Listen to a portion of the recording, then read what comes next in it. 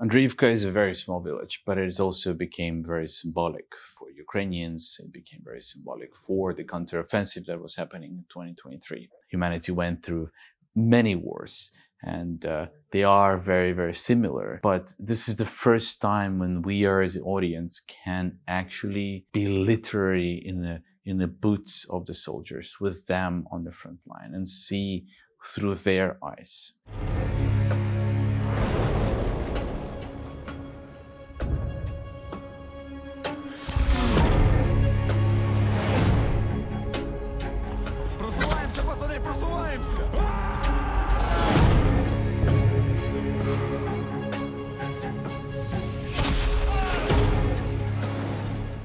I was promoting 20 days in Mariupol. I was in Los Angeles, New York. I was in Paris, London. And then I was traveling across the border back to Ukraine, to the front line. And it was all on fire. Andriivka was one of the villages that was in the middle of that battle. But when I saw it on the map, when I met our protagonists, when I saw this little forest that they have to traverse to get to the village, I thought that would represent the struggle of all Ukrainian soldiers that were fighting at the time. So the film is built on different mediums and different cameras. Some of the shots made with a classic camera, some of the shots made with drones, with mobile phones. So there are many visual mediums in the film. One of the most important ones is the medium of the body cam footage.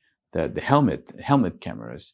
That's when we see the battle from the first person perspective. That's when we experiencing what soldiers are experiencing. That is something very unique to this war, to the modern technology that is available to us.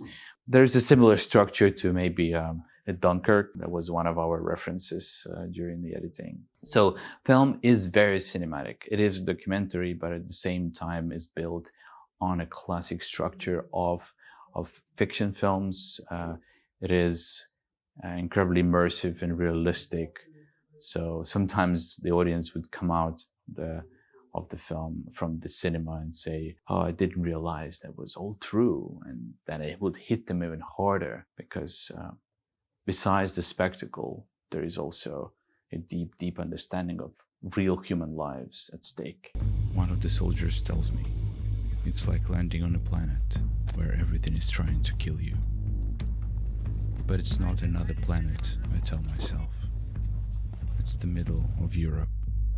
It's hard to know what exactly is the most dangerous moment, but probably getting there, the logistics, the getting to the forest is one of the most dangerous parts. And then when you get to the Andriivka, that is completely flattened by the artillery, that's when it hits you how dangerous it is. And also having a camera and a flag, that what adds tension, because if Russians know that there is a soldier carrying a flag, and also there's a camera traveling with the soldier, and the flag will be raised and the picture will be taken, that makes you a primary target. I envy Fedya because he believes we will.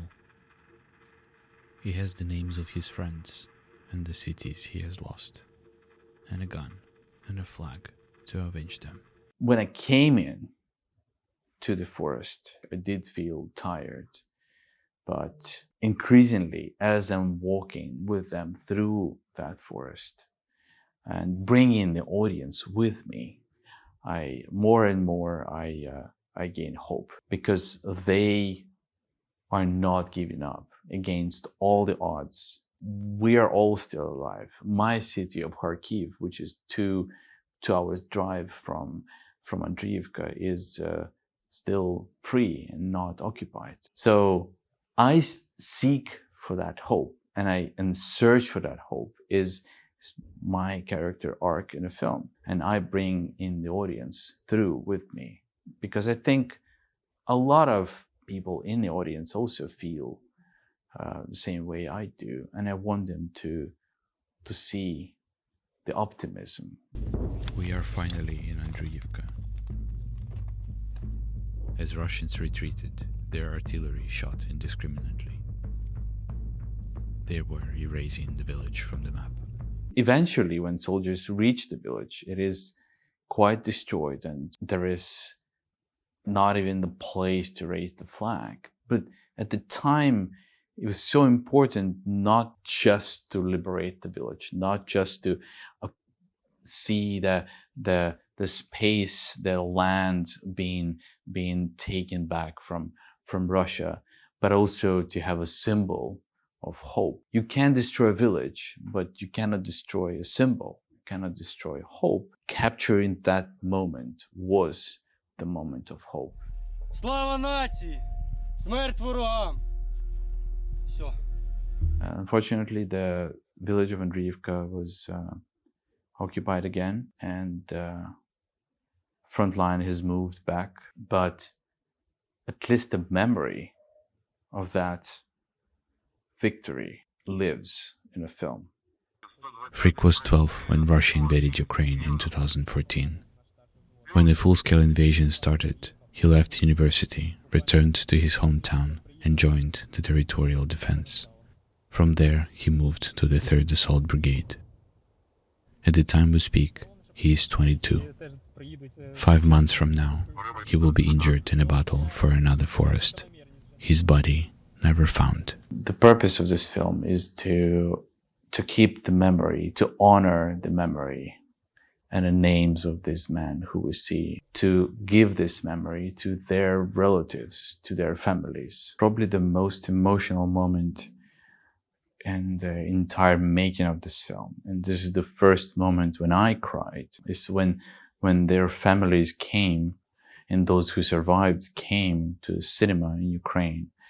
And I saw their faces, and I saw that despite what they lost, now they have something to remember the loved ones. The family of one of the soldiers came to us and they said, now we can show his grandson who his grandfather was.